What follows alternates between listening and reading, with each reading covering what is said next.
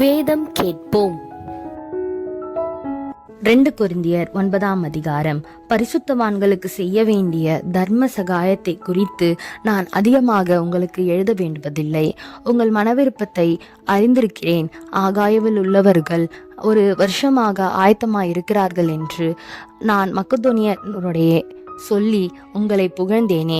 உங்கள் ஜாக்கிரதை அநேகரை எழுப்பி விட்டதும் உண்டு.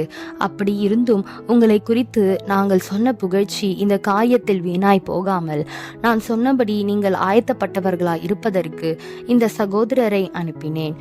மக்கெதோனியர் என்னுடனே கூட வந்து உங்களை ஆயத்தப்படாதவர்களாய் கண்டால் இவ்வளவு நிச்சயமாய் உங்களை புகழத்தக்கதற்காக நீங்கள் வெட்கப்படுவீர்கள் என்று நாங்கள் சொல்லாமல் நாங்களே வெட்கப்பட வேண்டியதாய் இருக்கும். ஆகையால் வாக்குத்தத்தம் பண்ணப்பட்டிருக்கிற உங்கள் தான தர்மமானது லோபத்தனமாய் கொடுக்கப்பட்டதாயிராமல் உதாரத்துவமாய் கொடுக்கப்பட்டதாய் இருக்கும்படியாக அதை ஆயத்தப்படுத்துகிறதற்கு சகோதரரை ஏவி உங்களிடத்தில் முன்னதாக அனுப்புவது எனக்கு அவசியம் என்று காணப்பட்டது. பின்னும் நான் சொல்லுகிறது என்னவெனில், சிறுக விதைக்கிறவன் சிறுக அறுப்பான், பெருக விதைக்கிறவன் பெருக அறுப்பான். அவனவன் விசனமாயும் அல்ல கட்டாயமாயும் அல்ல தன் மனதில் நியமித்தபடியே கொடுக்க கடவன். உற்சாகமாய் கொடுக்கிறவனிடத்தில் தேவன் பிரியமாய் இருக்கிறார். மேலும் நீங்கள் எல்லாவற்றிலும் எப்பொழுதும் சம்பூர்ணமடையவர்களாய் சகலவித நற்கிரியைகளிலும் பெருகி இருக்கிறவர்களுமாயும் இருக்கும்படியாக தேவன் உங்களிடத்தில் சகலவித கிருபையையும் பெருக செய்ய வல்லவராய் இருக்கிறார்.